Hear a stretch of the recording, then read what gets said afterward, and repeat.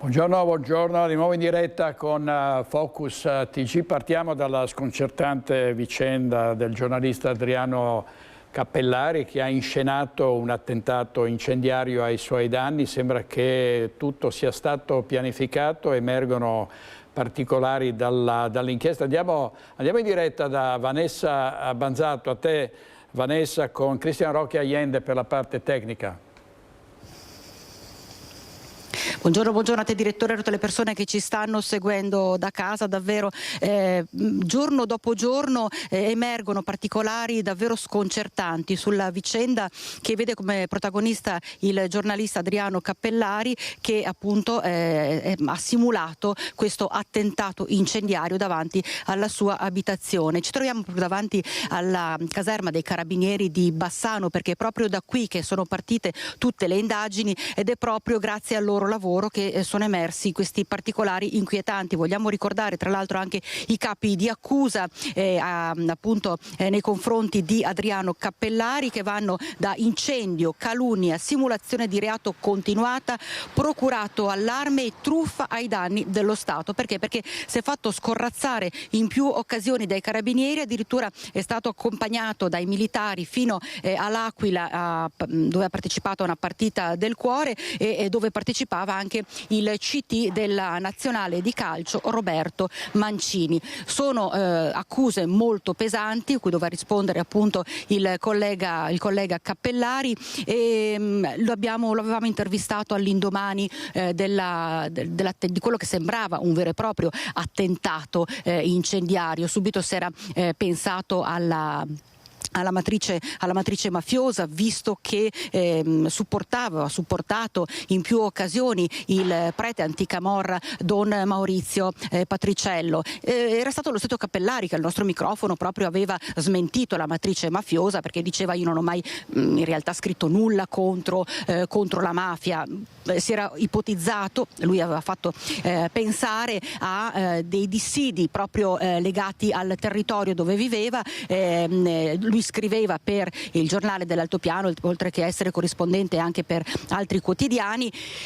Si era circoscritto tutto a un qualcosa che partiva, almeno in maniera presumibile, dal territorio. In realtà poi le cose non sono andate proprio così, addirittura si è appunto appurato che lui avrebbe pianificato tutta questa messa in scena in maniera molto accurata. Allora, al proposito, abbiamo un servizio e chiederei proprio alla regia di mandare questo servizio in onda, in cui si ripercorre proprio quello che è stato il cammino portato avanti da Adriano Cappellari. Un piano costruito passo dopo passo. È questa la convinzione dei carabinieri, per i quali Adriano Cappellari non avrebbe improvvisato nulla. L'obiettivo, ipotizza la procura, era conquistare notorietà nazionale, trasformandosi da cronista locale a giornalista simbolo della lotta alla criminalità, fino ad aprirsi una strada in politica. Come dice lo psicologo e giornalista Lino Cavedon: sicuramente in questo giovane poco più che ventenne ci sono tratti di personalità che sono emersi con prepotenza in questo caso, perché è risultato manipolatore, cioè ha alterato fatti per influenzare gli altri a proprio vantaggio. Per rendere credibile il racconto, Cappellari ha coinvolto nomi di grande richiamo. Prima le lettere indirizzate a Don Maurizio Patriciello, il sacerdote anticamorra di Caivano. Poi il coinvolgimento della premier Giorgia Meloni per amplificare il caso sul piano mediatico e istituzionale. Anche l'intelligenza artificiale avrebbe avuto un ruolo nella pianificazione. Sarebbe stata utilizzata per predisporre testi, un impiego che i carabinieri di Bassano ritengono parte integrante della strategia, insieme alla preparazione materiale del presunto attentato. Ci sono poi gli accertamenti tecnici. Sul computer sequestrato sono state trovate le tracce della stesura delle lettere, la carta prepagata utilizzata per acquistare il materiale impiegato nella messa in scena dell'incendio, dell'incendio, l'analisi biometrica supportata dall'intelligenza artificiale, ritenuta compatibile con Cappellari, e infine le immagini delle telecamere, dalle quali non risulterebbe alcun estraneo arrivare o allontanarsi dall'abitazione nel momento dell'attentato o presunto tale. Cappellari ai carabinieri qualche ammissione l'ha già fatta. Sarà interrogato nei prossimi giorni alla presenza del suo legale Roberto Rigoni Stern, dalla PM Alessia Grenna. Non ha compreso il ruolo del giornalista che riferisce fatti e non finzioni, che deve attenersi ad una precisa deontologia. Ecco, insomma, abbiamo sentito una pianificazione fin nei minimi particolari. È stato interrogato e al momento si è avvalso della facoltà di non rispondere, è difeso dall'avvocato Roberto Rigoni Stern, e tra l'altro è intervenuto anche Don Maurizio Patriciello, il prete anticamorra. Ne abbiamo sentito parlare anche dal collega, che gli ha detto: Adriano, io ti perdono, ed è pronto a incontrare Cappellari in qualsiasi momento. Io allora chiederei alla regia di mandare il servizio in cui proprio ci sono le parole, l'intervento dell'avvocato difensore di Adriano Cappellari, Roberto Rigoni Stern, e anche un intervento di Don Patriciello. Con questo, direttore, ti ricevo la linea. Adriano Cappellari è chiuso nel silenzio all'interno della sua abitazione di Enego. Abbiamo provato più volte a suonare al campanello di casa, ma non risponde nessuno. A parlare invece è il suo avvocato Roberto Rigoni Stern. Il ragazzo è molto provato da questa vicenda, che sta avendo una ricaduta molto negativa dal punto di vista mediatico, come era presumibile ovviamente, però la difesa in questo momento deve concentrarsi su quello che è il proseguo dell'attività dell'indagine e soprattutto su quello che gli inquirenti metteranno a disposizione per capire quale potrà essere la migliore strategia per poterlo assistere anche in un giudizio. Quello che noi stiamo facendo in questo momento è creargli un supporto che possa permettergli di superare questa fase molto delicata della sua vita, dopodiché avremo modo di chiedere un interrogatorio alla Procura per chiarire la posizione di Adriano Cappellari. A parlare anche Don Maurizio Patriciello, il prete anticamorra che Cappellari aveva conosciuto ad Enego, pure lui citato nelle lettere di minaccia assieme a Giorgia Meloni, lettere che secondo la Procura di Vicenza avrebbe scritto lo stesso Cappellari. Sono rimasto basito dalla notizia che Adriano Cappellari, questo giovane giornalista veneto, si sia procurato da solo quell'attentato avvenuto sotto casa sua. Perché lo abbia fatto io non riesco a saperlo, è un giovane che ha bisogno di essere aiutato. Io gli vorrei solamente dire: Adriano, sono prete anche per te, se hai bisogno di me io ci sono, paga il tuo debito con la giustizia e poi rimettiti in cammino e non lasciarti andare. Ecco, giuste le parole di Don Patriciello, e mi rivolgo anch'io direttamente a Adriano Cappellari, perché hai sbagliato. Adriano, hai fatto un grosso errore, rischi davvero di essere condannato con pene pesanti, perché la simulazione di reato è un reato grave ed è anche il procurato allarme, tutto quello che purtroppo hai combinato in maniera molto ingenua per un giornalista che dovrebbe sapere a quali rischi si espone in questi e in altri casi. Però sei giovane, hai fatto un grosso errore, non ti abbattere, dovrai pagare per quanto per tutto il disagio e tutto quello che hai procurato anche alla tua comunità, anche sul piano dell'immagine, sull'immagine anche della nostra categoria. Però non ti abbattere, c'è sempre un domani, dovrai pagare, scontare una pena se saranno provate le accuse. Ovviamente se sarai condannato dovrai essere rinviato a giudizio. Però ci siamo anche noi, insomma, no? Perché sei giovane, devi avere modo di riscattarti e di ritrovare una speranza e una strada. Non bisogna mai lasciarsi andare in momenti difficili come quello che stai vivendo, purtroppo per una tua responsabilità. E sentiamo cosa ha detto ieri sera a Focus l'avvocato Cristina Zanini di Futuro Nazionale. Quindi, certo, ma sì, tutti noi, ecco, tutti quanti. Sì. Allora, sì, la tesi degli inquirenti verrà confermata poi nell'ambito di un processo in maniera definitiva.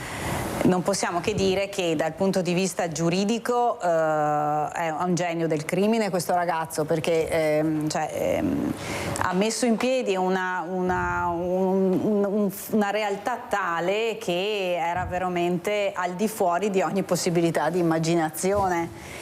Dal punto di vista quindi un piano giuridico che se tutte le fattispecie sono confermate è molto grave, perché c'è un procurato allarme, ma anche tutto ciò che ha prodotto in conseguenza di questo, anche perché risale indietro nel tempo, cioè ci sono state sue denunce di atti intimidatori subiti anche precedentemente, che hanno giustificato la scorta, che hanno giustificato una serie di interventi delle forze di polizia che, ripeto, se tutto verrà confermato ci devono veramente far riflettere su quanto è stato in grado di prenderci in giro. L'altro piano, quello psicologico, e se confermato quanto accaduto, veramente, ovviamente non è mia competenza, però posso presumere che ci siano dei problemi di base molto forti, perché c'è un atteggiamento narcisistico, una volontà di emergere e ai primi livelli, perché addirittura coinvolgere il Presidente del Consiglio, millantando che ci fossero appunto delle minacce rivolte anche a lei, o per il suo contatto con richiamo appunto ad articoli fatti, individua una persona che ha alla base problematiche molto forti. L'avvocato Zanini ieri sera a Focus, adesso voltiamo pagina e andiamo di cosa potevamo parlare se non di altri ladri e altri furti, altre persone che si sono trovate i malviventi faccia a faccia. Andiamo a Ponzano Veneto da Francesca Bozza con Nicoletta Rizzetto per la parte tecnica. A te, Francesca. Buongiorno direttore, buongiorno ai telespettatori. Sì, in effetti ci troviamo a parlare per l'ennesima volta, ma d'altronde è una piaga quella dei furti che, lo sappiamo, ormai non conosce più stagionalità, ma soprattutto nel periodo estivo si intensifica. Questa volta con Nicoletta siamo in via Dante Alighieri a Ponzano, come il sindaco Antonello Baseggio. Buongiorno sindaco. Buongiorno carissimo.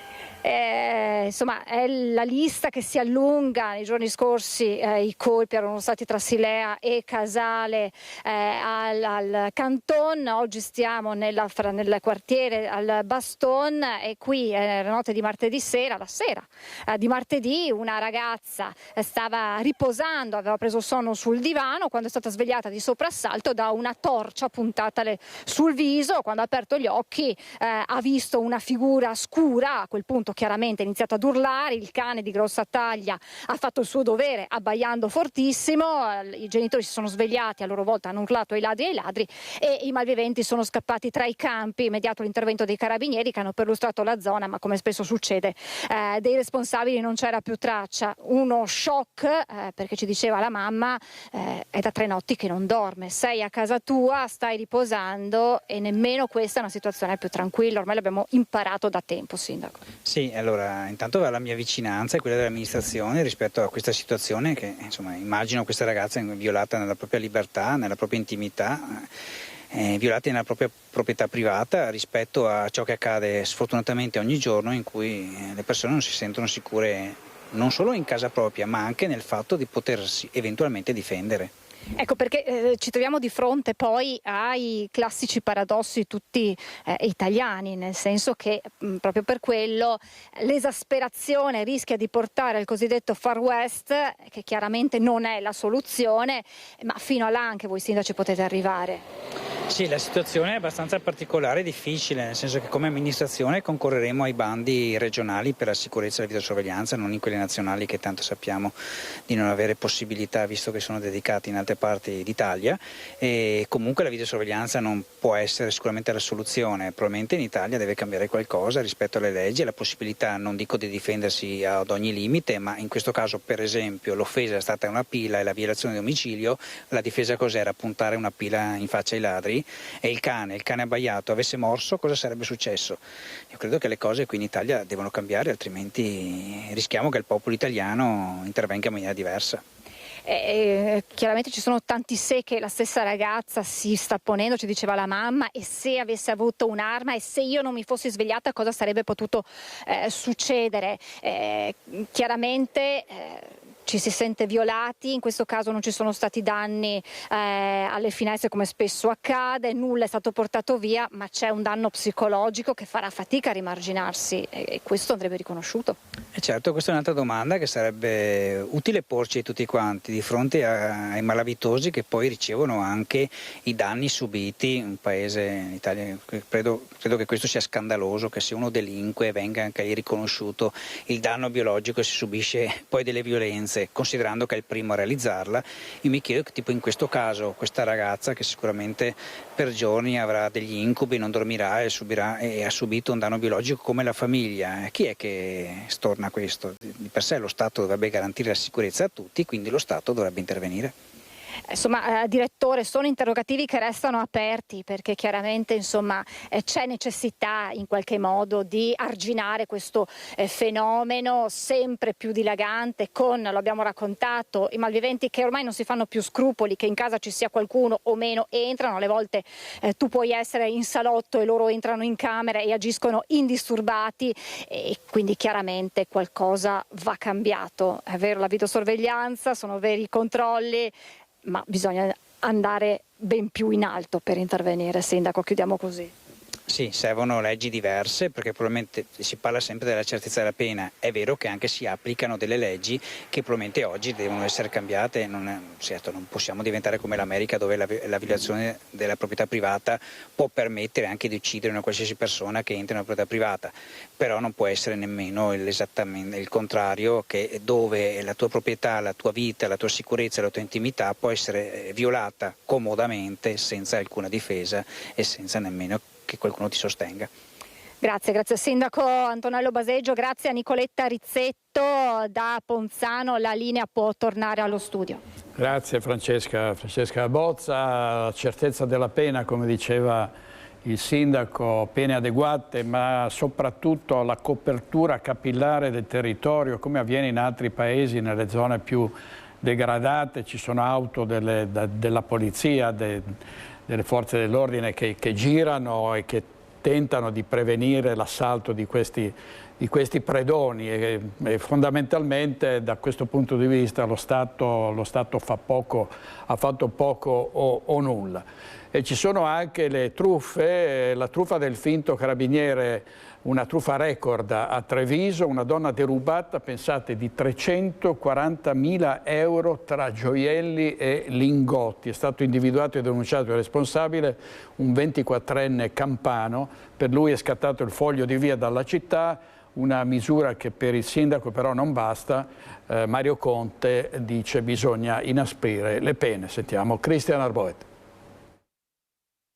A incastrarlo è stata la Fiat Panda che aveva noleggiato per fuggire dal luogo del colpo nel quartiere di Sant'Angelo a Treviso, utilitaria che forse nelle sue intenzioni non doveva dare nell'occhio e che invece ha lasciato numerose tracce dietro di sé, rilevate da più telecamere in città. L'ultimo frame ha portato gli agenti della squadra mobile nel parcheggio di un hotel di via Roma. Il noleggiatore, un 24enne campano, si trovava poco distante, seduto tranquillamente come un turista qualsiasi ai ai tavolini di un bar. Per lui invece è scattata la denuncia dopo il riconoscimento fotografico da parte della vittima, raggirata pochi giorni prima e derubata della cifra record di 340.000 euro tra gioielli e lingotti. È il 21 luglio quando il giovane inscena la truffa del finto carabiniere, chiamando al telefono di casa una 57enne con problemi di salute, dicendole che l'auto del marito, che in quel momento non si trovava con lei, era stata usata da una banda per fuggire dopo una rapina. Il solito copione con la donna che per risolvere i guai del coniuge raduna sul tavolo tutti i gioielli e preziosi di famiglia, lingotti compresi. Il ritiro è immediato, con il 24enne che nel tempo di un amen si dilegua e la 57enne che, capito l'imbroglio, denuncia tutto alla polizia. Immediate le indagini, i sospetti si concentrano sui movimenti della Panda, segnalata anche a Porta Calvi. Dopo una perquisizione l'uomo, con precedenti specifici, viene trovato con un coltello a serramanico di 30 centimetri. Oltre alla denuncia di furto pluriaggravato scatta anche quella per porto abusivo d'arma. Il quadro indiziario è un macigno, ma resta in stato di libertà. Di fatto non ci sono gli estremi normativi per un arresto. Quanto alla refurtiva non c'è traccia. Il questore Alessandra Simone, vista la pericolosità sociale del soggetto e il rischio di reiterazione, adotta il foglio di via obbligatorio con divieto di ritornare a Treviso per 4 anni. Capisco anche le difficoltà istituzionali di poter assicurare la galera a tutti coloro che commettono reati, quindi si trovano anche pene alternative come i fogli di via, i richiami eccetera, però evidentemente non sono efficaci. Chi sbaglia deve pagare fino in fondo. Non resta che incidere sulle pene aumentandole, fa intendere il sindaco, anche perché le truffe e i truffatori stanno cambiando pelle. L'intelligenza artificiale mal utilizzata rischia di diventare uno strumento per commettere reati anche molto gravi, e quindi di conseguenza io sono assolutamente favorevole all'idea che si adegui i nostri strumenti normativi per arginare e contrastare questo fenomeno.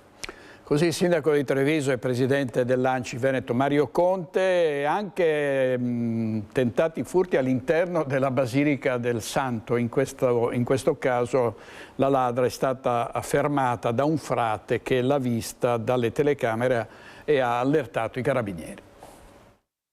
L'ha vista attraverso le telecamere di videosorveglianza della Basilica del Santo mentre stava cercando di rubare il denaro contenuto nelle cassette dell'elemosina e ha subito chiamato i carabinieri. Grazie al pronto intervento di un frate della Basilica è stato sventato un furto di offerte. La donna, 50enne, già nota per episodi analoghi, quando si è vista scoperta ha cercato di scappare, ma è stata fermata dalla pattuglia dei carabinieri, arrivata sul posto mentre la ladra stava varcando la porta principale della Basilica, inseguita dal frate. Dopo aver raccolto le testimonianze, i militari hanno denunciato la 50enne. Servizio di Francesco Rattai, adesso andiamo a Mestre, nelle zone del degrado e dello spaccio. Si sta parlando della cosiddetta stanza del buco. Andiamo da Anna Maria Parisi con Sandro Ponchio, il nostro operatore. A te, Anna.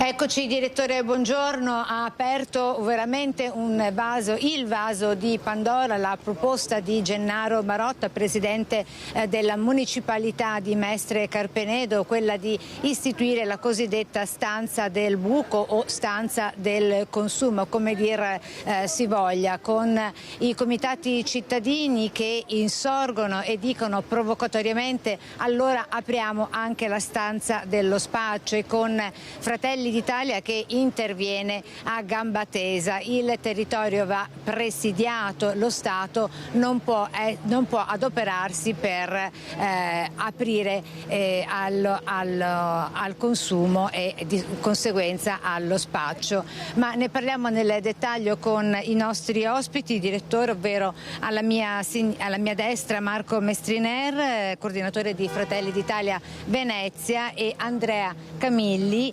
capogruppo di Fratelli d'Italia della municipalità Mestre Carpenedo. Dunque Mestriner, qual è la proposta da parte vostra rispetto all'idea di dialogo, così ci ha detto poco fa Gennaro Marotta, contattato telefonicamente, generata da questa sua proposta. Sì, buongiorno direttore. Da parte di Fratelli d'Italia la posizione storica è contro la stanza del buco, che già il nome non fa presagire nulla di buono. Siamo ovviamente dalla parte di queste associazioni di cittadini, di questi comitati che non vogliono vedere trasformato il proprio quartiere, diciamo, in un ricettore, in un polo di spaccio di stupefacenti e di tossicodipendenti. Noi chiaramente siamo da parte della legalità, delle forze dell'ordine, della prevenzione, quindi noi su questo tema diciamo non vogliamo neanche instaurare nessun tipo di dialogo. Noi semplicemente siamo contro questo sistema e ne preferiamo di altri, quindi la prevenzione della sicurezza e la prevenzione di tipo sanitario. Ecco Camilli, vero è che comunque dopo le operazioni alto impatto interforze, se il problema si argina per un po', dopo poco si ripresenta, e comunque è vero anche che Gennaro Marotta dice la proposta è la mia anche e non del partito, anche se con il partito condividiamo l'idea di togliere dalla vista e dalla città l'esposizione di queste siringhe. Quindi ne fa un problema igienico-sanitario. Allora, il nostro principio che ci muove è che lo Stato non può usare soldi pubblici per aumentare la fruizione di droga. Questa è la base. Dopodiché la soluzione che noi abbiamo sempre opposta è un aumento del presidio di polizia, carabinieri e forze dell'ordine in generale a controllo del territorio. Questa deve essere la via maestra per eliminare il problema dalle strade. Però avete anche una proposta da avanzare a questore prefetto, mi pare di capire. Sì, noi chiediamo al questore prefetto che faccia un coordinamento anche con i servizi sociali e i servizi sanitari che magari possono intervenire sotto altri aspetti nel problema, e insieme a loro si trovi una soluzione che sia congiunta per ovviare al problema che c'è in questo momento attenaglia i cittadini. Ecco, direttore, questa dunque è la posizione forte di Fratelli d'Italia. Non ci sono soluzioni per quanto attiene alla stanza del buco, certamente non è una di queste, se non le soluzioni che vedono lo Stato in prima linea con le forze dell'ordine. E quindi è tutto, se non hai domande da studio ti restituisco la linea e ringrazio i nostri ospiti. Grazie a te, grazie Anna Maria e grazie a Sandro Ponchio per la parte tecnica. Vediamo la violenza giovanile. Alla Sagra è andato con una roncola un 17enne che è stato fermato, e parla il sindaco e dice è stata una tragedia sfiorata. Era difficile non notarla, anche se nascosta dentro i pantaloni. Questa roncola di 32 cm con lama di 20 era in possesso di un 17enne di Malo, pizzicato la sera di martedì da una pattuglia della polizia locale nord-est vicentino, mentre era nei pressi della Sagra di Due Ville, in una zona scarsamente illuminata. Il giovane, oltre all'arma che deteneva abusivamente e per la quale è stato denunciato, aveva con sé anche alcuni grammi di hashish. Si dice esterrefatto per l'accaduto il sindaco Giuliano Stivan, che parla di tragedia sfiorata per quanto sarebbe potuto accadere se il giovane avesse deciso di usare l'arma. Non è più socialmente accettabile, riferisce il primo cittadino, che vi siano sacche di disagiati che si aggirino per i paesi dell'Alto Vicentino portandosi appresso strumenti atti a offendere. È necessario, conclude, dare un colpo di reni da parte di tutta la società che consenta di isolare e rendere inermi queste figure. Servizio di Mirko Cavallin, oggi in regia Francesca Pezzo con Tommaso Migotte. Andiamo a Padova dopo i recenti casi di violenza con aggressioni, pestaggi, 2 persone pestate, 2 passanti pestate così senza nessun motivo da uno squilibrato. La polizia ha intensificato i controlli soprattutto nel quartiere Arcella. Vediamo.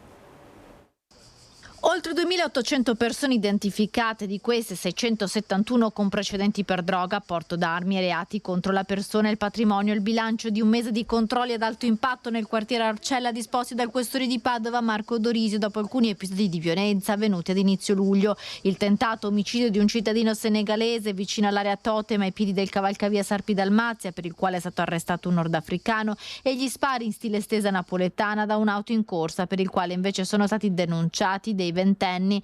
Durante i controlli i poliziotti hanno raccolto le segnalazioni di commercianti e residenti della zona. È soprattutto nel fine settimana che si registrano presenze anche di gruppi di giovani che creano situazioni di disturbo della quiete. Il contributo dei cittadini con le loro segnalazioni sono stati appunto valorizzati e declinati in questi servizi. Abbiamo avuto all'inizio del mese di luglio ravvicinati questi 3 episodi che hanno creato particolare allarme tra i residenti, e quindi abbiamo così dedicato delle risorse ulteriori, tanto che dal 1° di luglio abbiamo effettuato l'ultimo, per l'appunto ieri pomeriggio, 12 servizi straordinari appunto del controllo del territorio, con l'identificazione di numerose persone, alcune gravate da precedenti specifici. Rientrano questi servizi in quelli che sono per l'appunto le strategie di controllo, prevenzione e vigilanza non solo del territorio del capoluogo ma della provincia. Il bilancio dei controlli è di 75 misure di prevenzione, 19 i fogli di via obbligatorio, 15 gli avvisi orali, 26 divieti di accesso ai centri urbani ed Aspo Willy, 8 ammonimenti e 7 d'Aspo fuori contesto, 48 invece i provvedimenti di espulsione a stranieri irregolari, con 28 accompagnamenti nei CPR, 3 provvedimenti con rimpatrio e 11 provvedimenti di espulsione. Lo Stato c'è, dà le risposte che i cittadini meritano, si attendono da noi. Abbiamo contestualizzato anche quei 3 episodi e quindi ripristiniamo quella che praticamente sono i valori fondanti del rispetto delle regole e della legalità, che è il nostro faro di riferimento e che vale per tutti. Solidarietà al Ministro della Giustizia Carlo Nordio, che i sedicenti brigatisti vorrebbero vedere in una R4 è la Renault 4 in cui fu portato il corpo di Moro nel centro di Roma dopo il sequestro e l'eccidio di via Fani. Ovviamente indagini in corso e massima allerta per il Guardasigilli e la condanna del mondo politico. Nordio, ti metto dentro, una R4 siglata Brigate Rosse. Le minacce rivolte al ministro della Giustizia Carlo Nordio, rinvenute in via Portuense a Roma, hanno messo in allerta la scorta del capo del Dicastero. La scritta, accompagnata da una stella a 5 punte e dalla sigla BR, richiama la Renault 4 rossa, nella quale il 9 maggio del 78 fu ritrovato il corpo di Aldo Moro, ucciso dalle Brigate Rosse. A notare la scritta alcuni residenti della zona, che hanno subito allertato le forze dell'ordine. Immediate le indagini dei carabinieri, che stanno visionando le immagini delle telecamere di sicurezza. Bipartisan, la solidarietà dal mondo politico. Esprimo la mia piena solidarietà al Ministro della Giustizia Carlo Nordio, destinatario di una gravissima, inaccettabile intimidazione, scrive in un post la Premier Giorgia Meloni. Grave il richiamo alle BR e all'omicidio Moro, commenta il Presidente della Regione Veneto Alberto Stefani. Esprimo al Ministro Nordio tutta la solidarietà istituzionale e mia personale. L'orrenda minaccia scritta sui muri di Roma lascia attoniti e preoccupati, rappresenta la negazione della democrazia e della convivenza civile e richiama alla memoria una grande tragedia italiana. Porto ovviamente la mia vicinanza e la solidarietà al Ministro Nordio da parte mia, della comunità trevigiana e di tutta la comunità dei sindaci del Veneto per questo atto intimidatorio, queste minacce che turbano la serenità di un ministro e di una persona che sta lavorando per il bene comune. Così il sindaco di Treviso Mario Conte, che incontrerà il prefetto per valutare eventuali misure di sicurezza. Credo insomma che si attiveranno i protocolli necessari. Adesso attendo di confrontarmi con il prefetto, che è lui il responsabile della sicurezza della nostra città insieme alle forze dell'ordine. Comunque insomma la situazione è assolutamente monitorata, attendiamo delle indicazioni.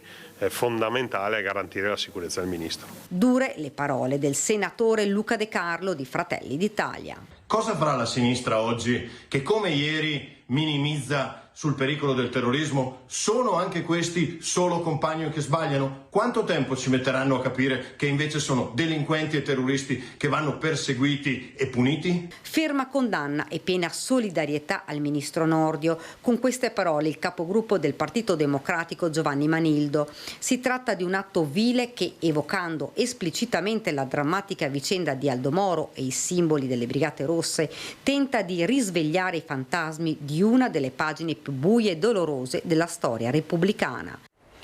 Servizio di Daniela Sizzia, ed è molto alta la tensione anche tra maggioranza e opposizione dopo gli scontri in Val di Susa, le minacce a Nordio, la questione del riconoscimento facciale attraverso l'intelligenza artificiale. Si teme che questo scontro si possa radicalizzare, non dico tornare agli anni di piombo, ma una tensione ancora più alta tra le parti in campo. Sentiamo cosa ha detto ieri sera su questo l'ex parlamentare Fabrizio Comencini. Le ha viste dalla redazione, io le ho viste perché, non essendo più giovanissimo, ricordo benissimo gli anni 70, gli anni 80, e quindi anche frequentando la scuola o l'università si capiva cosa c'era sotto. E quello che sembravano movimenti di discussione o alternativi o antagonisti a quello che era, secondo loro, un regime demosocialista democratico, perché allora c'era la Democrazia Cristiana, i socialisti, il Partito Comunista, l'opposizione, un regime decrepito, poi si trasformò in terrorismo vero. E forse, per dire, io a Verona mi ricordo quando si veniva fermati di notte dalla polizia e controllati, aperto di tutto. Ecco, questo era quello che c'era, erano le bombe davanti alle caserme, erano quello che hanno fatto i Curcio o che hanno fatto i vari, io parlo di Curcio, di Vittorio Cavolli, di tutta questa gente qui che erano stati allevati per quanto riguarda Curcio nell'Università di Trento, sociologia, e poi erano così, ed erano chiamati, diciamo così, i compagni che sbagliano, venivano definiti così. Devo dire però che, grazie a Dio, allora parte del sindacato e parte del Partito Comunista presero posizione contro questa Guido Rossa. Ecco, questo degenerare verso il terrorismo puro. Io vorrei che fossero un pochettino più attenti i parlamentari del Partito Democratico, i parlamentari del Movimento 5 Stelle, non parlo di AVS e degli altri che secondo me, non voglio dire che sono fiancheggiatori, ma hanno trovato le parole per giustificare anche le violenze che ci sono state in Val di Susa.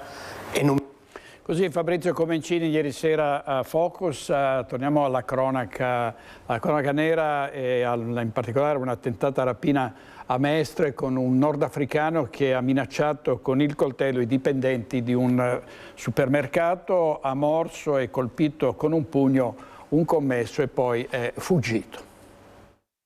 Era entrato al supermercato Interspar di Via Torino a Mestre insieme ad altri 2 amici minorenni, iniziando a rubare merce dagli scaffali. I dipendenti, accorgendosi che il 22enne di origine straniera stava nascondendo i prodotti, hanno provato a fermarlo. È stato lì che il giovane nordafricano ha estratto un coltello dalla tasca, puntandolo dritto verso i commessi, minacciandoli. Il 22enne ha così provato a fuggire con la refurtiva, bloccato dai dipendenti. Uno di loro è stato morso ad una mano e colpito con un pugno. I 3 si sono così guadagnati l'uscita. Nel frattempo però le forze dell'ordine erano già state allertate. Il personale del commissariato di Via Carossa di Mestre, insieme ad alcuni colleghi della Digos che si trovavano poco distante, ha fermato e bloccato i 3 giovani, portandoli poi in questura per i dovuti accertamenti. Dai controlli è emerso che sul 22enne pendeva già una denuncia per rapina e porto di oggetti ad offendere, e per questo, dopo l'episodio di Mestre, è stato arrestato. I 2 minori che accompagnavano il 22enne sono stati invece accompagnati in 2 diverse comunità di accoglienza. Servizio di Eri Kaliman, torniamo alle truffe. A Treviso sono aumentate del 10% in un anno, contrariamente al resto della provincia dove sono in generale diminuzione. È il dato emerso a Cassugana con il progetto Fidarsi è bene ma in sicurezza. Christian Arboit. Rispetto agli anni scorsi, mentre su tutto il territorio provinciale abbiamo avuto un decremento del numero di truffe e frodi informatiche denunciate, rispetto alla città di Treviso abbiamo avuto un aumento di circa il 10% tra il primo semestre del 2026 rispetto al semestre analogo del 2025. È un aumento per certi versi in controtendenza anche rispetto alla dinamica fino al 2024, quello che riguarda specificatamente la città di Treviso, e a sottolinearlo è lo stesso prefetto Sidoti nel giorno in cui Cassugana presenta ufficialmente con tutte le forze dell'ordine la task force contro le truffe, soprattutto agli anziani, fenomeno criminale che può diventare emergenza sociale. È una campagna che non diffonde paura, diffonde consapevolezza. Noi dobbiamo premiare le relazioni, premiare la comunità, premiare le persone che si mettono insieme per condividere informazioni e supportarsi. E di questa rete fa parte anche Media Nord-Est con degli spot mirati dove si mette in guardia da rischi e pericoli fuori e dentro casa. Ma se invece sono da solo, non mi metto certo a contare il denaro qui. E di sicuro controllo sempre di non essere osservato e se ho necessità chiamo il 112. La prevenzione proseguirà nelle edicole con i kit di buone pratiche e nei centri anziani. L'obiettivo è chiaro, il fronte è compatto. Fare in maniera tale che queste persone non debbano più sentirsi sole, non debbano trovarsi nell'isolamento, che è una delle condizioni principali nelle quali vengono poi fatti questi tipi di reati, vengono consumati questi tipi di reati. Le campagne informative sono importantissime perché più l'informazione è circolare a tutte le classi sociali e a tutte le vittime che sono di qualsiasi età, più si evitano altre truffe e la fiducia del cittadino non deve mai mancare nei confronti di altri cittadini. Truffa del finto carabiniere è la più in voga, poi declinata di fatto con tutti i corpi di polizia, ma non solo, le tecniche sono tecnologicamente avanzate quanto subdole. Un altro aspetto rilevante poi riguarda tutte quelle che sono le truffe economiche legate a degli investimenti. Questo è una tipologia di condotta che è più trasversale, cioè non colpisce ogni fascia di età, e anche qui l'invito è sempre comunque quello di rivolgersi a degli operatori autorizzati. Non si deve perdere fiducia in se stessi, non si deve perdere fiducia nel sistema che invece ha bisogno di essere in qualche modo alimentato dalle informazioni che a noi pervengono grazie alle denunce presentate. E c'era anche Paolo Bottero, avete visto, come protagonista di questo spot di Media Nord-Est contro le truffe, cercava di capire qual era il codice che stava digitando l'utente di una banca ad uno sportello Bancomat. Paolo Bottero, direttore generale qui a Media Nord-Est, e vediamo sempre per quanto riguarda le truffe il rinvio a giudizio chiesto per 6 componenti di un'organizzazione criminale che è specializzata nel truffare anziane sole con le vendite porta a porta.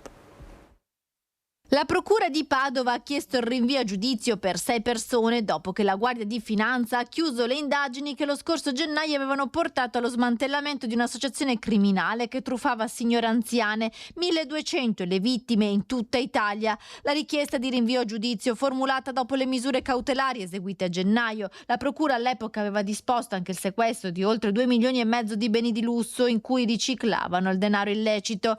La base dell'associazione era nel Padovano, ma la banda aveva società attive anche in provincia di Treviso.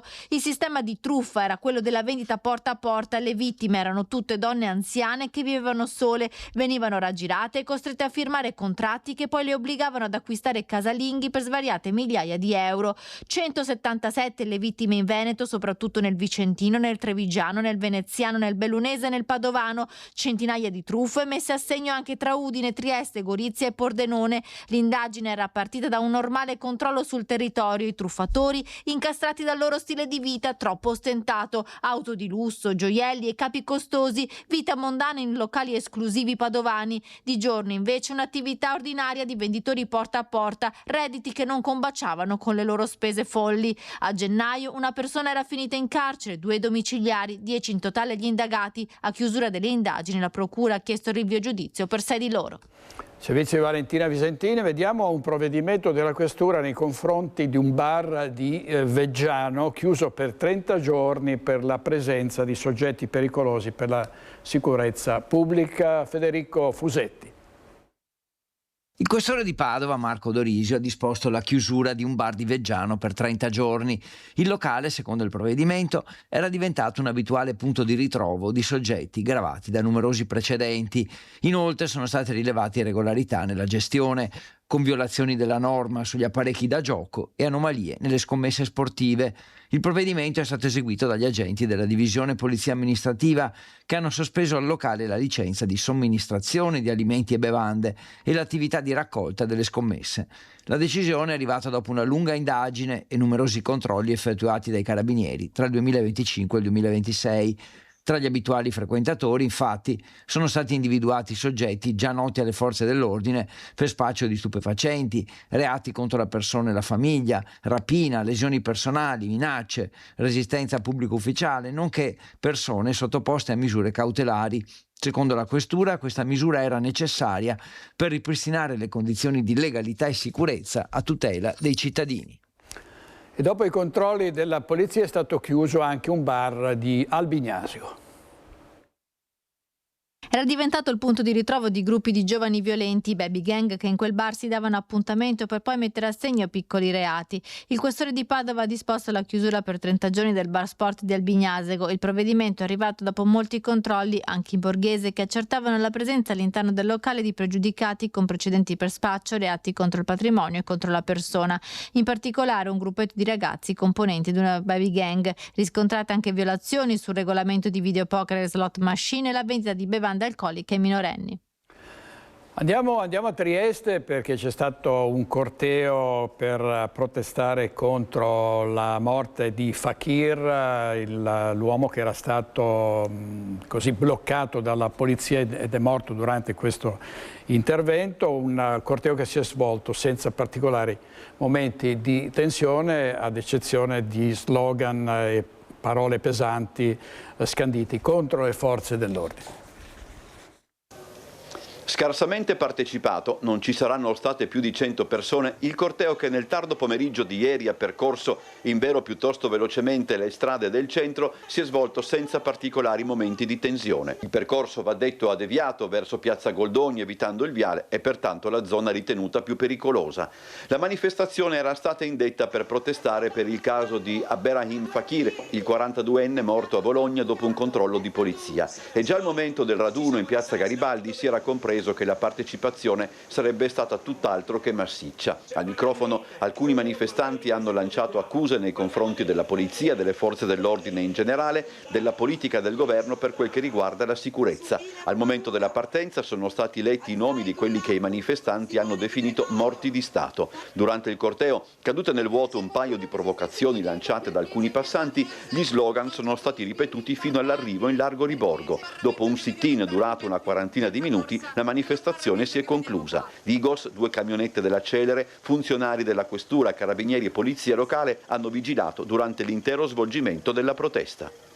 Servizio di Umberto Busazzi della nostra redazione di Trieste. Adesso andiamo al congresso provinciale di Fratelli d'Italia. Vedo Federico Fusetti con l'onorevole Elisabetta Gardini. A te, Federico. Sì, infatti adesso sento chi mi saluta.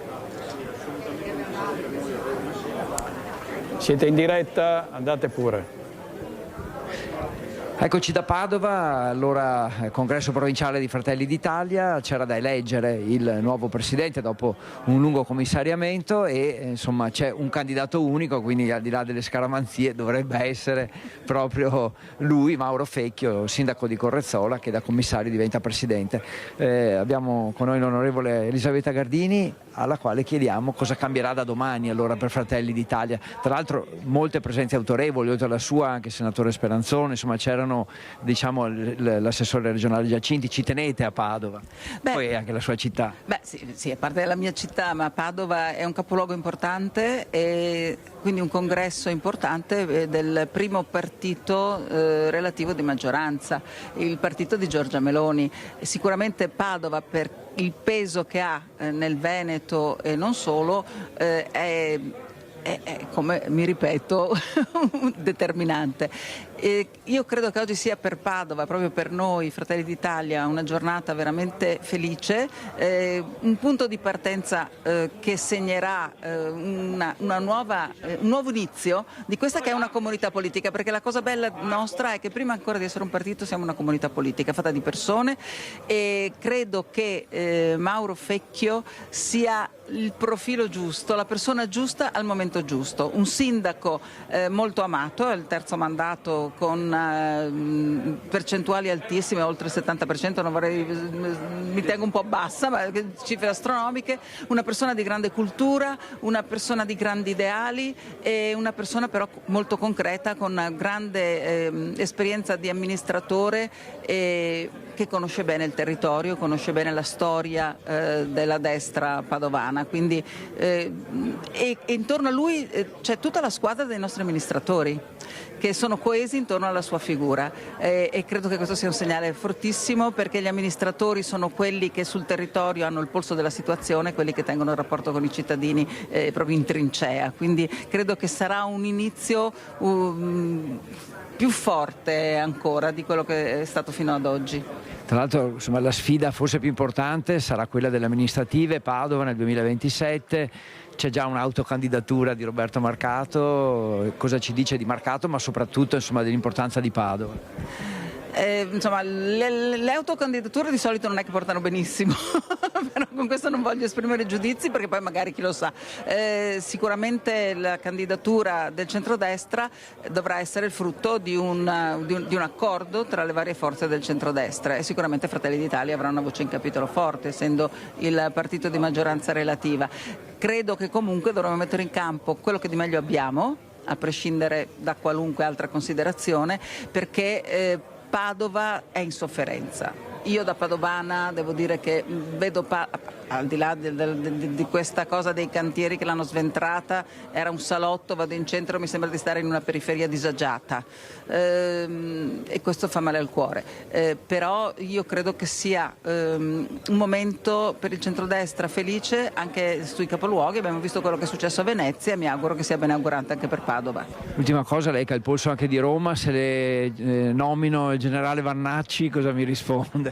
Guardi, io vedo cosa fanno i suoi deputati al Parlamento italiano, votano contro il governo, perché quando c'è il voto di fiducia loro votano per mandare a casa il governo di destra, che ha espresso un Presidente del Consiglio di destra, Giorgia Meloni, leader riconosciuto a livello internazionale, non solo europeo, e loro ogni volta votano contro, e il più delle volte votano assieme al Partito Democratico. Si definiscono destra, ma è una strana destra che vota sempre in linea col PD, AVS, Movimento 5 Stelle, facciano loro, cioè decidano se sono destra o se sono la quarta gamba delle opposizioni di sinistra. E con questo interrogativo ci lasciamo, grazie a Elisabetta Gardini, quindi ovviamente poi insomma vedremo come andrà lo spoglio nel corso della giornata, ma come dicevo prima, candidato unico Mauro Fecchio, presidente provinciale di Fratelli d'Italia. Voi la linea. Grazie a Federico Fusetti, a Federico Cibotto per la parte tecnica. Vediamo adesso, dopo l'intervista a Elisabetta Gardini di Fratelli d'Italia, il sindaco di San Zenone Fabio Marin, il nuovo commissario di Forza Italia per la provincia di Treviso. Fresco di nomina, Fabio Marin, sindaco di San Zenone degli Ezzelini, è il nuovo commissario di Forza Italia della provincia di Treviso. Questa è la decisione della segreteria regionale del partito d'intesa con la segreteria nazionale, che ha chiesto a Fabio Chies, per anni alla guida provinciale di Forza Italia, di farsi da parte. Per Marin un orgoglio, le idee ben chiare e la consapevolezza di un grande impegno anche in vista delle ormai prossime elezioni politiche e amministrative. È una nomina che davvero accetto con tanta emozione, ma soprattutto senso di responsabilità, specie in questo periodo storico che stiamo vivendo anche per il nostro territorio, un periodo anche strano dal punto di vista politico, ma credo sia arrivato il momento di far risvegliare l'animo moderato, l'animo di quelle persone che vogliono una politica nel nostro territorio che si basi proprio su cose concrete, non su proclami e non su estremismi. Dobbiamo ricostruire, dobbiamo far sì che il nostro partito sia radicato in tutto il territorio provinciale, in tutti i comuni ci siano persone che vogliono portare avanti le nostre tematiche, i nostri valori e vogliono appunto ricostruire questa forza moderata, questa forza centrale del centrodestra che è Forza Italia, di cui in questo periodo ce n'è davvero bisogno. Cosa sta succedendo al centrodestra? Il centrodestra è sicuramente in una fase evolutiva, in una fase nella quale posso chiamarla anche un po' confusa. Perché? Perché insomma vediamo gli estremismi che ci sono attualmente e quello che viene lanciato come slogan e come proprio temi che non sono i temi propri del centrodestra. Il centrodestra parla alle imprese, parla alle persone, parla a quella che è la responsabilità, a quella che è anche il rispetto delle persone. In questo periodo purtroppo una certa parte, non logicamente tutta la parte del centrodestra, sta un po' esagerando. Noi dobbiamo riportare il dialogo sereno, riportare un dialogo politico vero, costruito sulle vere necessità delle persone e dei nostri territori. Torniamo a Trieste, nessuna irregolarità nella gista scolastica in Piazza Libertà a Trieste, finita al centro delle polemiche nazionali. Il Ministero chiude il caso, regolare il progetto della scuola di Marostica con linea d'ombra. Ricorderete, si è trattato di bambini portati in centro a Trieste a contatto con extracomunitari. Sentiamo. Ricordate la vicenda della gita di classe di una scuola di Marostica a Trieste nel mese di maggio, finita al centro di un caso politico nazionale? A distanza di settimane è arrivata la parola fine. Gli accertamenti disposti dal Ministero dell'Istruzione e del Merito hanno escluso qualsiasi irregolarità nell'iniziativa organizzata dalla scuola primaria Arpalice Cuman Pertile. La visita nel capoluogo giuliano era inserita in un progetto di educazione civica dedicato ai temi della migrazione, dell'empatia e dei diritti umani. Tra le attività previste anche un incontro con Linea d'Ombra, associazione triestina che dal 2019 assiste i migranti in transito lungo la rotta balcanica. Proprio il coinvolgimento dell'associazione aveva acceso il dibattito. Alcuni esponenti del centrodestra avevano sollevato dubbi sull'opportunità di proporre agli studenti un'attività legata a una realtà impegnata sul fronte dell'accoglienza, chiedendo chiarimenti sul contenuto del progetto e sull'utilizzo di risorse pubbliche. Le polemiche avevano portato il Ministero ad avviare una verifica sulla correttezza dell'iniziativa. Gli accertamenti si sono però conclusi senza evidenziare alcuna violazione. Secondo quanto emerso dai controlli ministeriali, il progetto rientrava nelle finalità didattiche della scuola e non sono state riscontrate irregolarità. Linea d'Ombra ha accolto l'esito delle verifiche, ribadendo la propria posizione e sottolineando come la vicenda abbia rappresentato un momento di forte pressione per l'associazione e per i volontari impegnati ogni giorno a Trieste nell'assistenza ai migranti in transito. Clamoroso a Marostica, vediamo il titolo del giornale di Vicenza, 2 trolley pieni di gemme preziose svaniti nel nulla dopo la rapina, un bottino record da 600.000 euro, stasera nei nostri telegiornali tutti i particolari. E a Venegazzu di Volpago del Montello, un bimbo di nemmeno 6 anni è precipitato dalla finestra al secondo piano della sua abitazione, stava giocando con dei coetanei, il piccolo è ferito ma salvo per miracolo. Sentiamo. Noi eravamo dentro in casa e si è sentito urla, grida e poi sono arrivate l'ambulanza, l'automedica, i carabinieri e dopo circa 20 minuti l'elicottero. È un mezzogiorno di panico e mobilitazione a Venegazzu, frazione di Volpago del Montello, dove un bimbo di 5 anni e mezzo è caduto da questa finestra al secondo piano, un volo di diversi metri finito a terra nel cortile di casa, a ridosso di una corte comune condivisa con un manipolo di altre abitazioni. Inizialmente, vista la presenza anche dell'inferiata, si teme il peggio. Una vicina, visibilmente scossa, racconta di essersi allertata dopo aver sentito un tonfo. E il bambino l'aveva in braccio il papà. In casa, al piano terra, in salotto, oltre al padre c'è anche la mamma. Sono i primi a chiamare i soccorsi, che immediatamente arrivano sul posto, subito seguiti dai carabinieri. Sono minuti concitatissimi. Eravamo tutti molto turbati, anche perché c'era gente in strada, non si riusciva a passare. È stato abbastanza brutto come momento. Da una prima ricostruzione sembra che il piccolo stesse giocando al secondo piano con altri 2 coetanei quando si è sporto pericolosamente dalla finestra, precipitando al suolo. Vista la dinamica, i carabinieri stanno indagando. Si deve capire se vi sia stata un'omessa vigilanza da parte dei genitori, quasi un approfondimento d'ufficio per non lasciare nulla di intentato, perché se una cosa è certa è che poteva andare molto peggio. È stato fortunato, sì. Miracolo, sì. Servizio Cristian Arboito, una notizia appena arrivata, un'ultima ora, anziana malata uccisa a coltellate in casa, fermato il figlio 52enne, è successo a Verona. E poi altra notizia, esito estivo, autostrada A4 da Bollino Nero, previsto l'afflusso di 186.000 veicoli. Ne parleremo dopo la pubblicità. Andiamo adesso con la nostra regista Francesca Pezzo e con Tommaso Migotta. Tra poco state con noi.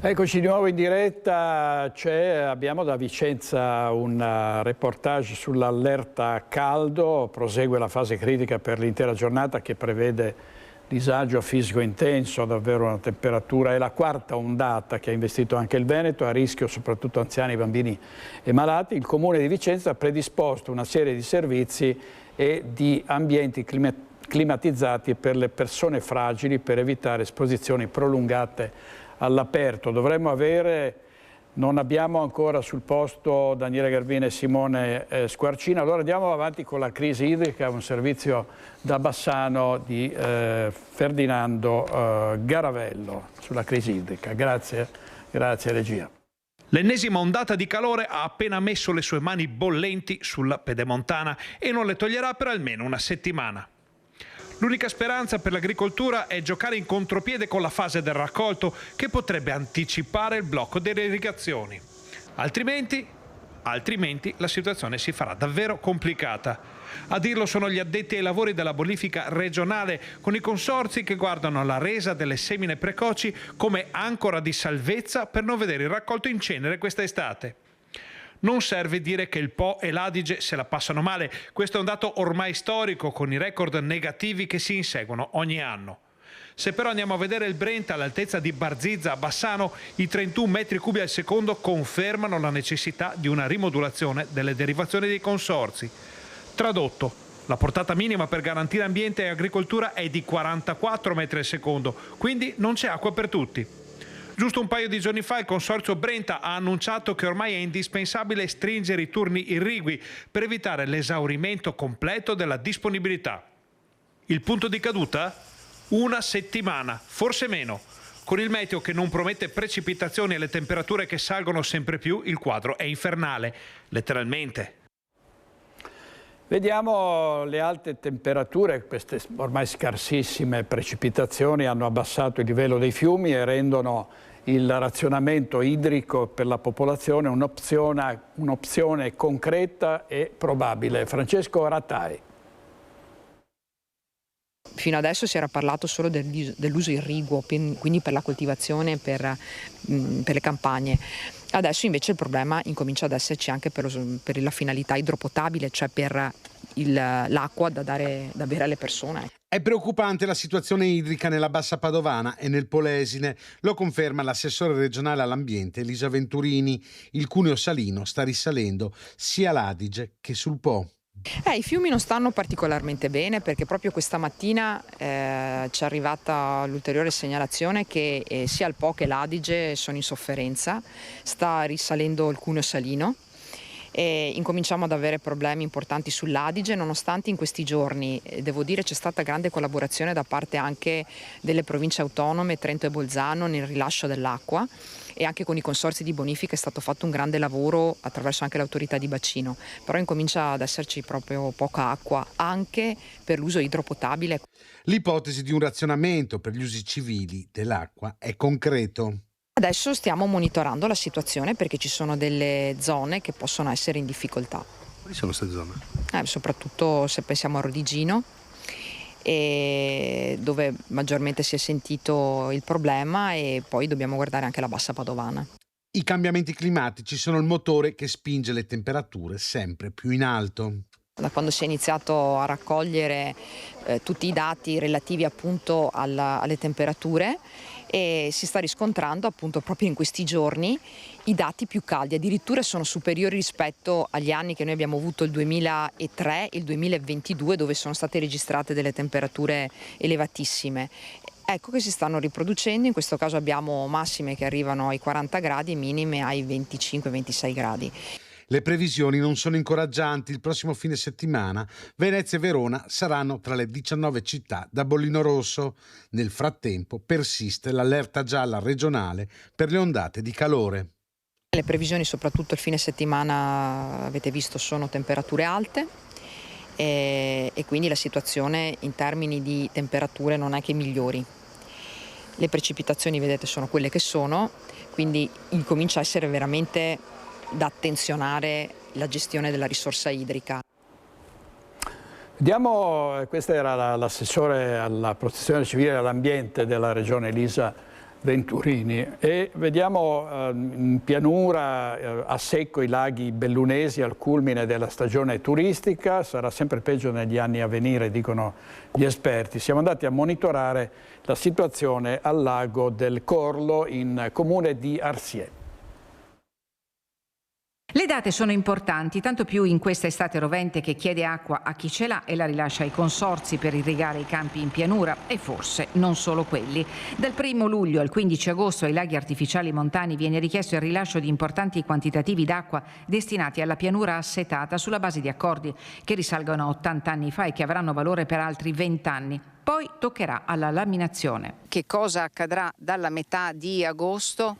Allora, dalla metà di agosto purtroppo entra il provvedimento così chiamato laminazione delle piene, che ci abbasserà il lago di 16 metri. Questa è una brutta cosa che noi da tanti anni chiediamo che venga rivista e che l'abbassamento possa iniziare perlomeno i primi di settembre. Lago del Corlo, territorio di Arsiè, è un bacino artificiale nato a metà degli anni 50 dopo lo sbarramento del Cismon. Per riempire il canyon vennero cancellate case, campi, le contrate di Giuliat, Cesa, Cabalau, Carer e la gran parte del paese di Rocca. Circa 2000 persone dovettero lasciare le loro case e abbandonare la valle verde, pianeggiante e fertile, ricca di vigneti, boschi, pascoli, mais e tabacco. Quasi 80 anni dopo il lago è diventato fonte di guadagno per molte attività turistiche, alberghi, bed and breakfast, camping. Il turismo è in crescita. Il lago è visitato ogni anno da gente davvero da tutto il mondo. Negli ultimi anni davvero noi abbiamo dei clienti che arrivano da tutto il mondo. L'impatto visivo in questi giorni non è così forte quanto quello sofferto dal lago di Santa Croce in Alpago, pur se il livello d'acqua prelevata arriva a far calare il lago fino a 30 centimetri al giorno. Comunque un danno per il turismo che rappresenta il 90% dell'economia del comune. Il nostro comune negli ultimi anni si è riconvertito come vocazione turistica. Abbiamo due attività molto importanti, due camping frequentati da tanti olandesi, abbiamo un albergo che fino adesso la stagione è andata benissimo, altre attività che fanno sì che il nostro comune in questi ultimi anni, dicevo prima, ha avuto un incremento turistico notevole. A far da guardiano sul lago del Corlo svetta lo storico campanile sopravvissuto all'abbattimento della chiesa ricostruita sull'altura della strozzatura di mezzo del lago. Fauro concorda, per il futuro bisognerà far fronte comune per non lasciare la montagna a secco e non solo d'acqua. Penso che è ora che ci mettiamo insieme da questo punto di vista tutta la provincia di Belluno, perlomeno i comuni rivieraschi della provincia di Belluno. Ai consorzi da sempre noi chiediamo che sia razionalizzato l'uso dell'acqua in pianura, sistemi più adeguati, più moderni, in modo che si possa consumare meno acqua sui nostri laghi. Il comune di Susegana è il primo dei comuni rivieraschi ad avere emesso un'ordinanza di divieto di balneazione nel Piave e predisposto la relativa cartellonistica. Il sindaco ha firmato il provvedimento che raccoglie l'indicazione della prefettura dopo il tavolo al quale avevano preso parte una decina di comuni, che prevede oltre al divieto di balneazione anche lo stanziamento su manufatti e nelle isole naturali, nonché l'attraversamento dell'alveo fluviale nel tratto di attraversamento di Susegana e nelle acque dei canali e fossi affluenti ed effluenti che insistono nel territorio. L'accelerazione del comune di Susegana è dovuta alla massiccia presenza di bagnanti che, viste le alte temperature, cercano un po' di refrigerio, soprattutto nel fine settimana. E bisogna stare molto attenti perché, come sapete, ci sono dei rischi nei fiumi, soprattutto nel Piave, con mulinelli che possono tradire anche il più esperto dei nuotatori.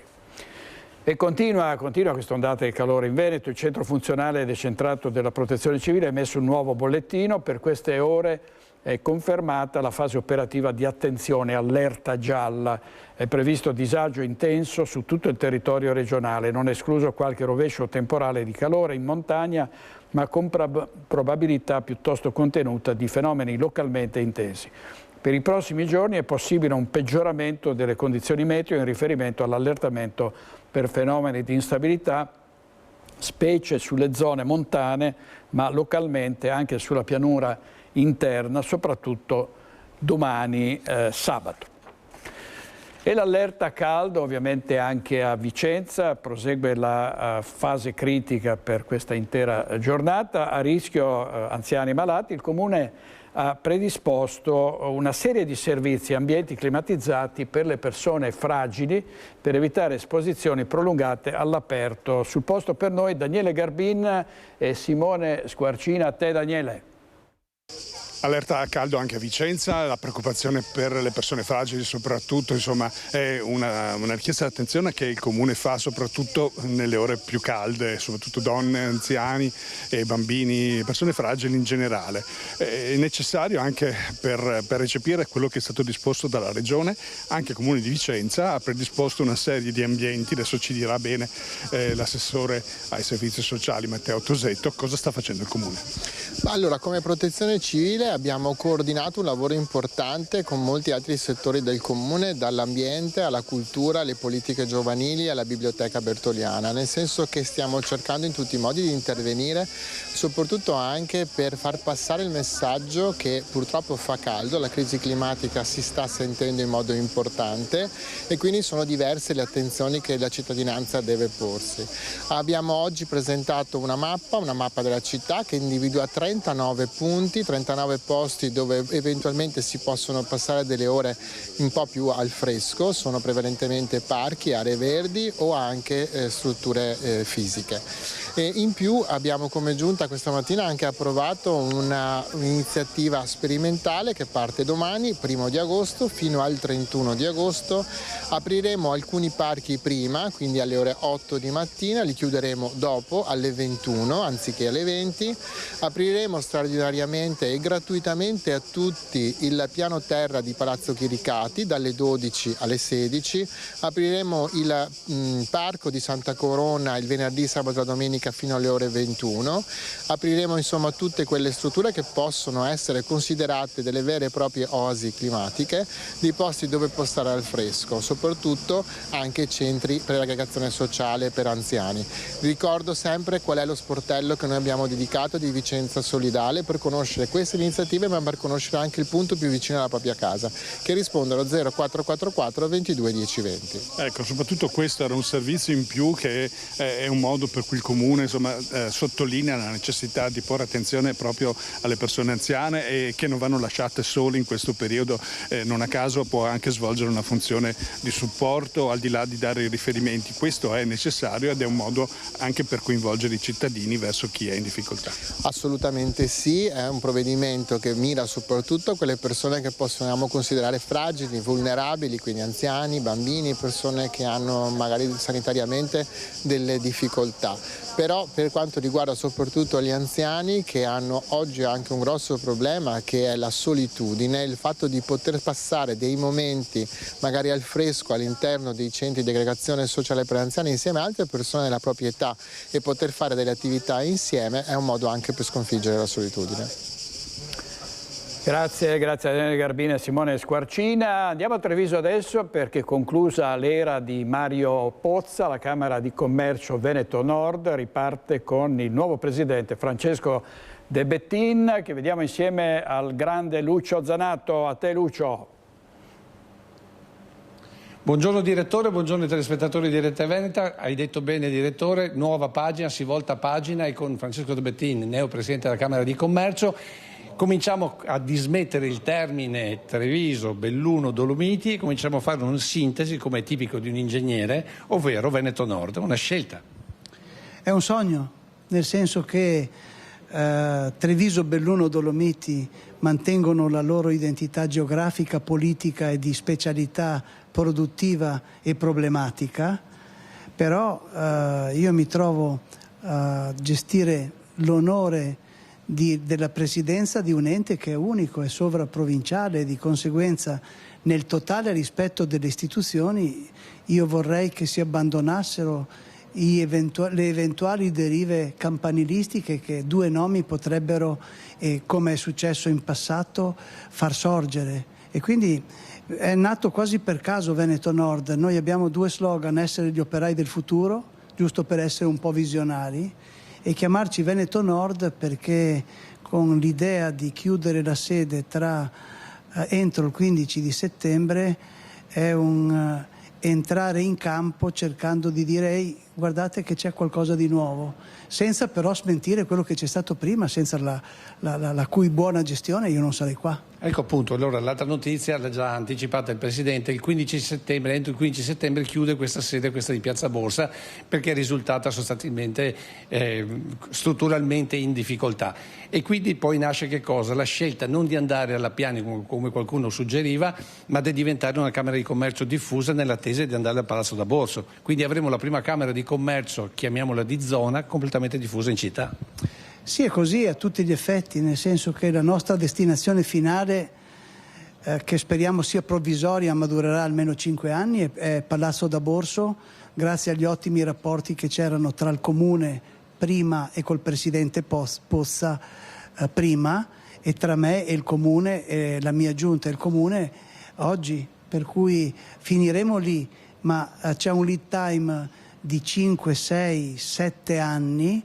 Io probabilmente quando il tema di Piazza Borsa sarà risolto non sarò più presidente, dove noi andremo a finire in termini fissi, ma nel frattempo siamo per forza obbligati, per poter chiudere questa sede e mettere in sicurezza il personale e l'operatività, anche se non c'è nessuna emergenza, ci tocca diventare una Camera di Commercio diffusa, un po' come le Olimpiadi, il concetto è sempre quello, no? E richiama giusto il bellunese, perché l'ultima cosa che è emersa in questa conferenza stampa che ha presentato la Giunta, ma sempre il Presidente del Bettin, realmente un vulcano si sta dimostrando sin da adesso, è che ad esempio la sede di rappresentanza avete deciso che per questo periodo la porterete addirittura a Belluno. Beh, è stata una decisione, non decisione, nel senso che noi abbiamo un patrimonio importante, all'interno di questo patrimonio che sta a Libro c'è una bellissima sede che era la sede della Camera di Commercio di Belluno fino al 2016, con l'unione delle due Camere di Commercio il palazzo è rimasto in carico all'ente e quindi a me è sembrato logico eleggere quella sede che è nostra come sede di rappresentanza qualora dovessimo ricevere qualcuno e operativamente come sede del Consiglio Camerale quando si riunirà. Questo serve anche per dimostrare che Treviso e Belluno per noi sono uno stesso ufficio, sono due stanze diverse, una agibile e una non più agibile, dello stesso palazzo, peccato che il palazzo sia un territorio diffuso. E quindi ho trovato logico, saggio e anche bello e di effetto prendere questa decisione. Il resto ve lo raccontiamo nel servizio questa sera. A te direttore. Grazie Lucio, grazie al Presidente. Adesso andiamo in pubblicità con Francesca Pezzo e Tommaso Migot. Torniamo subito, state con noi.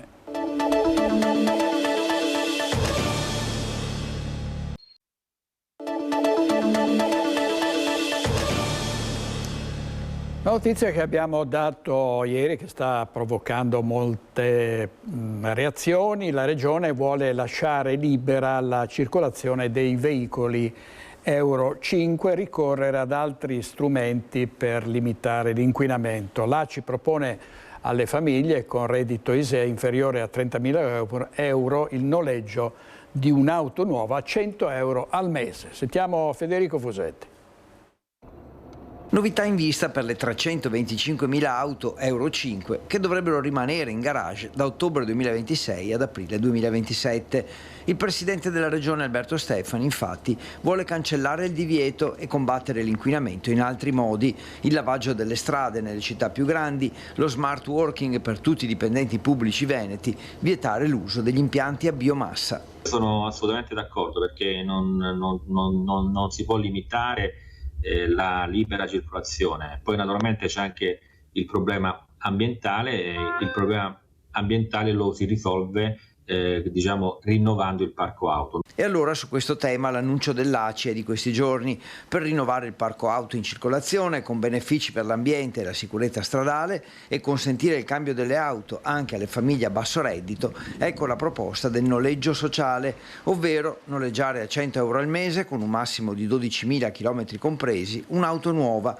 Le auto costano molto, ma poi ci lamentiamo perché ci sono ancora Euro 3 e 4 che circolano. Dobbiamo mettere nelle condizioni chi vuole o chi può cambiare l'auto anche per motivi di sicurezza e ambientali, dobbiamo metterli nelle condizioni di poterlo fare. E quindi questa proposta, che poi andremo a definire e ad ufficializzare probabilmente dopo l'estate, questa proposta del noleggio sociale è una proposta molto interessante di ACI, perché crea un'alternativa al rinnovamento del parco auto, all'acquisto di una nuova auto. Il noleggio sociale sarà attivo fino al 30 giugno 2030, è riservato a chi ha un ISEE inferiore a 30.000 euro, è obbligatoria la rottamazione di un veicolo a Euro 4. Se le auto non vengono rinnovate, probabilmente è perché uno non può permetterselo.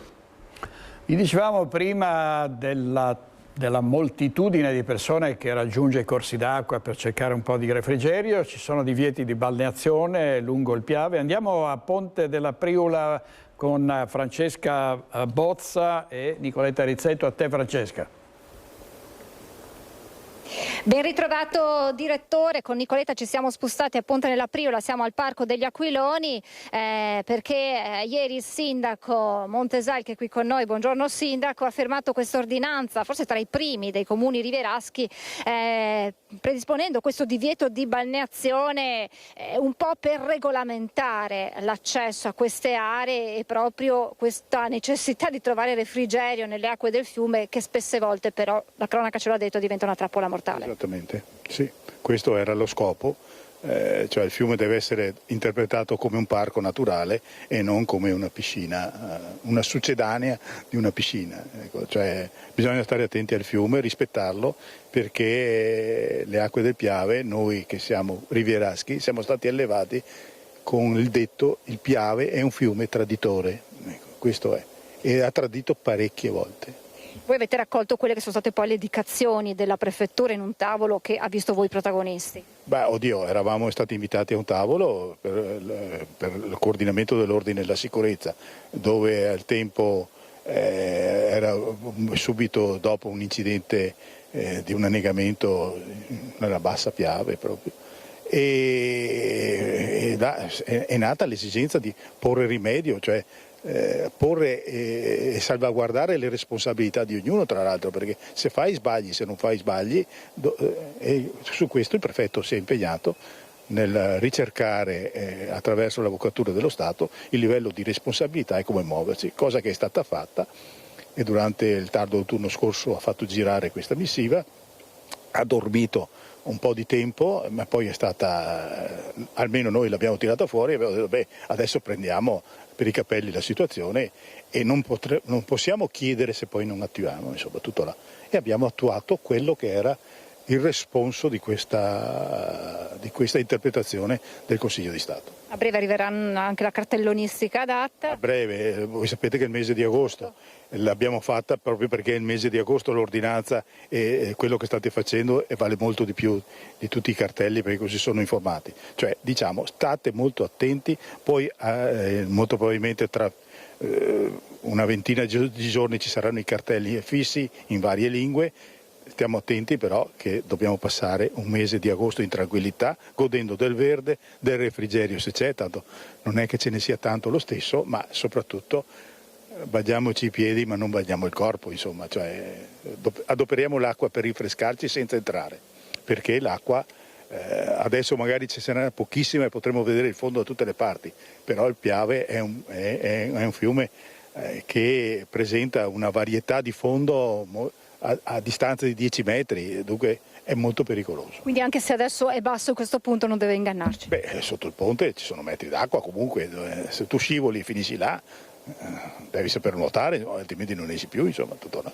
E tra l'altro spesse volte ci troviamo anche a parlare di zone, di ambiente che circonda il Piave che non viene utilizzato nel modo corretto, lasciando immondizie, accendendo fuochi. La zona è vastissima, sono zone demaniali che non possono avere il controllo di organizzazioni che fanno capo a un volontariato territoriale. Noi qua questa è una concessione che è stata data negli anni ad un'associazione che realizzava una festa di primavera, per questo qua trovate una manutenzione diversa che sul resto del corso del Piave, tutto qua, ma il Piave sono 220 km, dunque sì, qua appena sotto è largo 3,5 km, 4, dunque è impossibile, ma almeno dove qua che è vicino al centro abitato è un giardino di sfogo, insomma. E allora richiederei a chi lo frequenta che sappia che non è suo, no? E se lo trova così è perché dei cittadini volonterosi fanno la pulizia e permettono questo stato. Assolutamente, un invito che raccogliamo e che rilanciamo grazie al sindaco Gianni Montesel. Il Piave va rispettato anche l'ambiente che lo circonda. Con Nicoletta Rizzetto è tutto, la linea può tornare allo studio. Grazie, importantissima avvertenza quella del sindaco, e anche nei locali da ballo della provincia di Treviso si lancia una campagna di informazione, targhe sulle vetrine per garantire sicurezza e rispetto delle regole. Un ambiente sicuro, di qualità, che garantisce divertimento attento e responsabile è la campagna lanciata dai locali da ballo di Treviso con lo slogan "Qui si balla in sicurezza". I locali che lo vorranno possono esporre la targa sulle vetrine all'ingresso per una maggiore tranquillità di famiglie e genitori. L'adesivo esposto è stato scelto dagli stessi imprenditori del SILB, il sindacato locali da ballo della Confcommercio, come simbolo di un approccio di lavoro. Valorizza appunto le strutture per essere a norma in materia di sicurezza e tutela dei clienti in generale, perché hanno seguito tutte le normative vigenti. Dietro un locale autorizzato, infatti, ci sono verifiche sulla sicurezza, controlli sulle capienze, impianti certificati, vie di fuga, piani di emergenza, personale dedicato, aspetti che il cliente spesso non vede ma che fanno la differenza. Dove c'è quella targhetta esposta è come un certificato, diciamo, che il gestore affigge all'ingresso del proprio locale per far capire al cliente che il locale è a norma, che ha rispettato tutte le regole in materia appunto di sicurezza. Una categoria insomma da sempre attenta al tema della salute, della sicurezza e della prevenzione. Basta ricordare la campagna SOS Guida Sicura, l'incentivo all'uso dei taxi collettivi, la lotta al consumo di alcol e sostanze. E a Bassano del Grappa un fuori programma a carici di stelle. I lampioni di Piazza Libertà si sono spenti poco dopo le 22, lasciando al buio banchetti e visitatori.